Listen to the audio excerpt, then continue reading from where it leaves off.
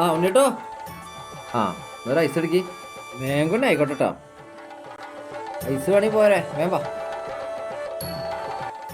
ഏതൊക്കെ ഐസാണുള്ളത്?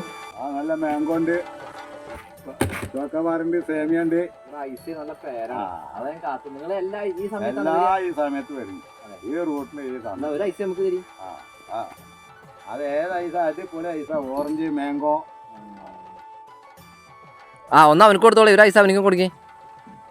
ഏതാ വേണ്ടേ? ആ മാംഗോ കൊടുക്ക്. മാംഗോ